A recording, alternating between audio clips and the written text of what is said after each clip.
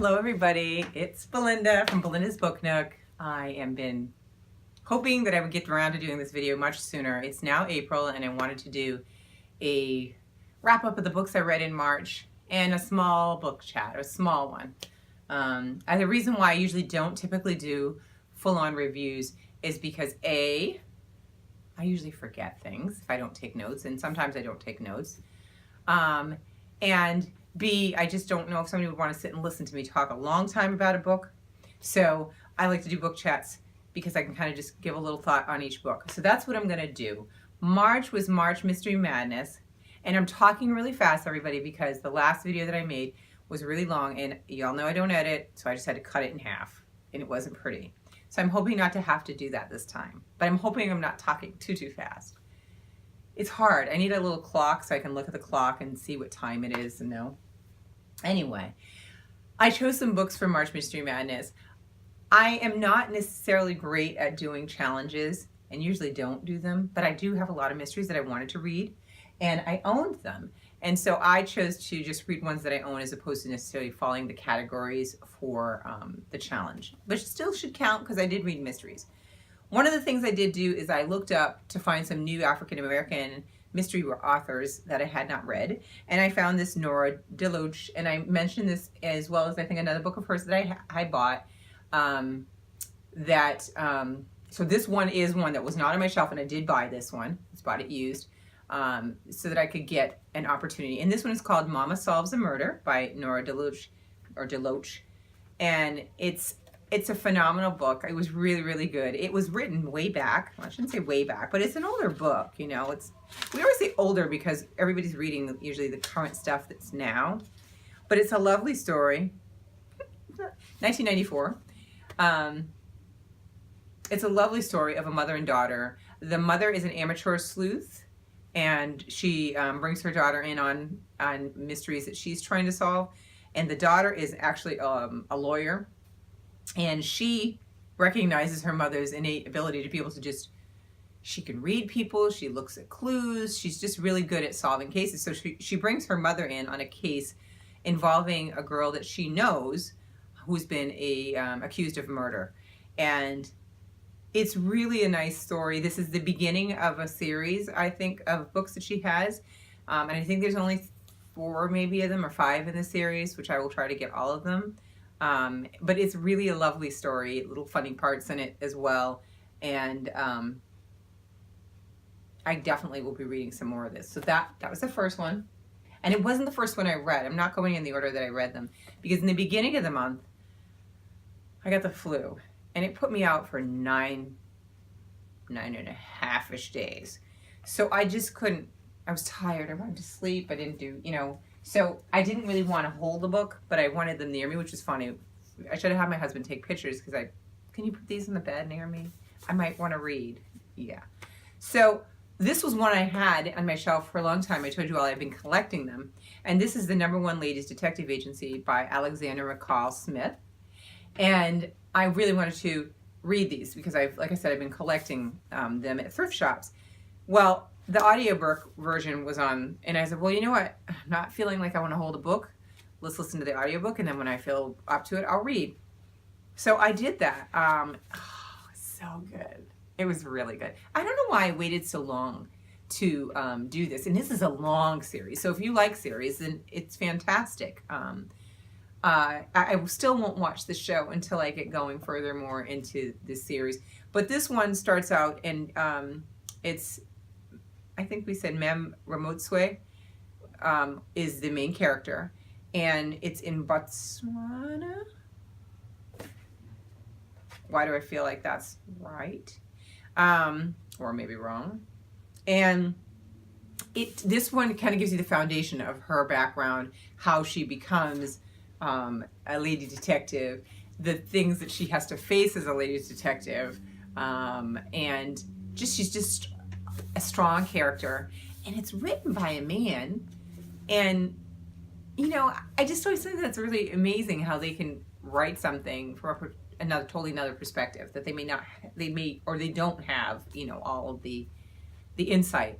Oh, it was really good. It actually has it intermixes her personal story with a few cases. So there's more than one little case in this one. So I'm looking forward to see how the next ones go, if it continues to talk about her personal life, or if it's just cases, or one case per book. I don't know. I have a feeling it's more than one. Really lovely, really rich in detail. I feel like you're there. It talks about some heavy stuff too in some of the cases that are some things that are going on in that region. And so, you know, again, it's a nice book. So I definitely recommend it. If you haven't read it, don't wait like I did. Another one I read was, and I'm collecting, and was hoping that this is going to be good, is the Maisie Dobbs series by Jacqueline Winspear. And this one, I read probably a good portion of it, and then I listened to the audio of it because I was trying to get some stuff done and some work done, and I was like, I'll just listen to it. Really, really nice, and set in the 20s in Cambridge, right? During the wartime. She ends up, you know, she was trying to pursue her ideas and her dreams, and then the war affects her in a way, and she decides that she's going to become a nurse. Sorry, it's allergy season already for me, so now this is what I have to walk around with water so that I don't choke or scare anybody around me too much. But she becomes a nurse, and then this one does a job of giving you her background and slowly giving you more details while another story is kind of happening, which I always think is interesting. And some people do it well and some don't. This one was done well.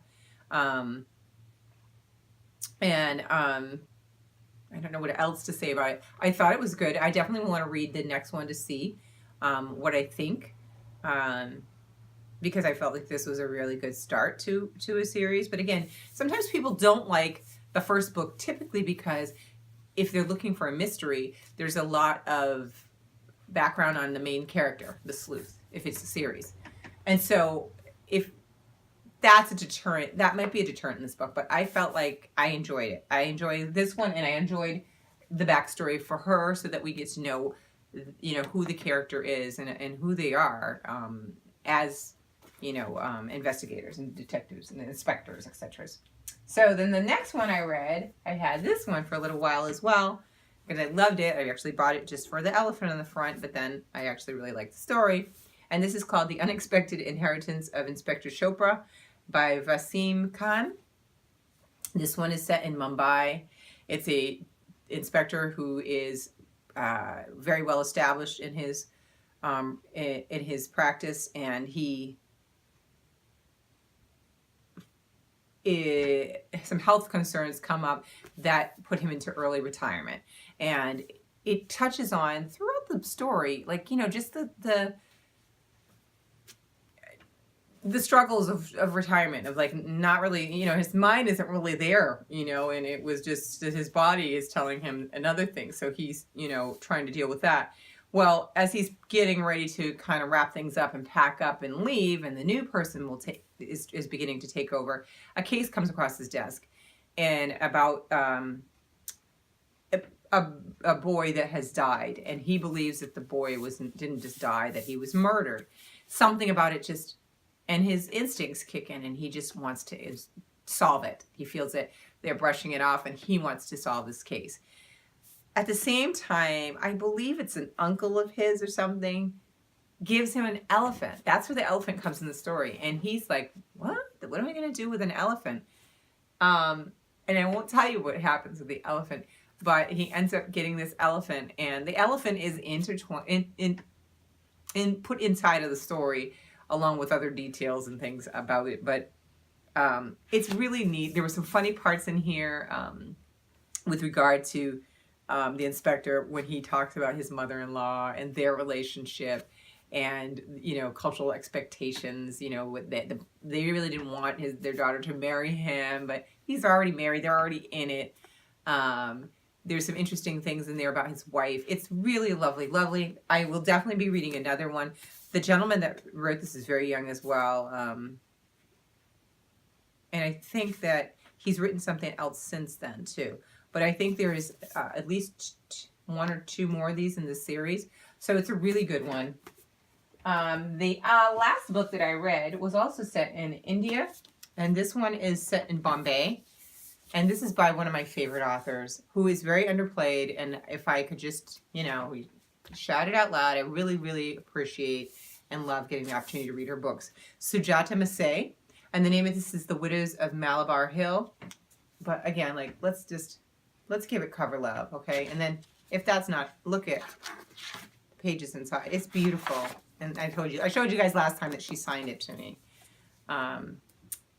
So this one is set in the 20s in Bombay. And I almost was going to do this, you guys, as a review because I feel so strongly about her writing and her stories that I felt like, my book chat might not give it due. But this one follows a character that was from another book of hers. I've been reading her since she first began writing series. And those were set in Japan. And Japan and a couple of them were in America, and it followed a different character. And then she's had some others in between that. And this character, Perveen Mystery, is from that. And she decided to pull her out and make her the focus of this book. She is practicing in her father's law firm as a lawyer and one of the first lawyers. And if you do read the book and you read the behind the scenes, Sujata actually did research about the first lawyer, I believe she was in Bombay as well, if I'm correct. So that's where she found her inspiration for this character. So there were a lot of, cultural obstacles. It's 1920. People don't really trust a female coming and asking questions. She shouldn't be doing these type of things. There's safety issues for her. There's, social protocols and things like that. So she is kind of working around those to help solve a case. But you also are getting, just as you did in the other books, because it's the first book in the series, you're getting a background of her and what has happened with her life and what has kind of led her to where she is at present solving this particular case. And the case is about 3 widows. They are of Muslim religion and they are practicing purdah. And they're all married to the same gentleman. And he dies, and this is the case. There is a concern about what will happen with these women. And obviously there's a murder, and it's tied to that. I see, this is why I don't ever do reviews, because I don't want to tell everything about the book.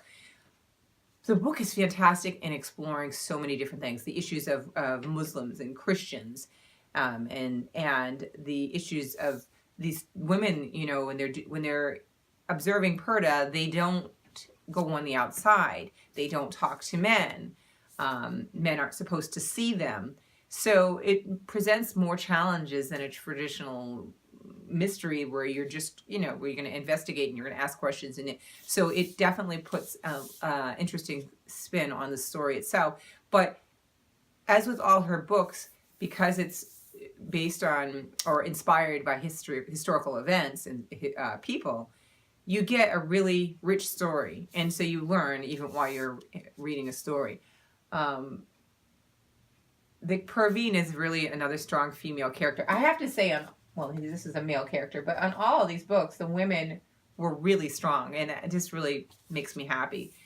They didn't have moments where they required a male to save them, or they just really were smart, sometimes got into a tangle, but were able to get themselves out of it. So I think this is a great book for somebody to read. I enjoyed it. I enjoyed my month of mysteries. I will continue to read mysteries because I love them, along with other books that I have. I'm curious of what you all read in March, so I'm going to go peek around to see that. I'm already started my books for April, so hopefully in the beginning of May, I'll get you guys a review of the books that I read for this month. I hope everybody's reading. I hope everybody's well. I'm looking for more sunshine and flowers. I got sunshine today, flowers maybe in another month. I hope you're all well, and I will talk to you all soon. Bye.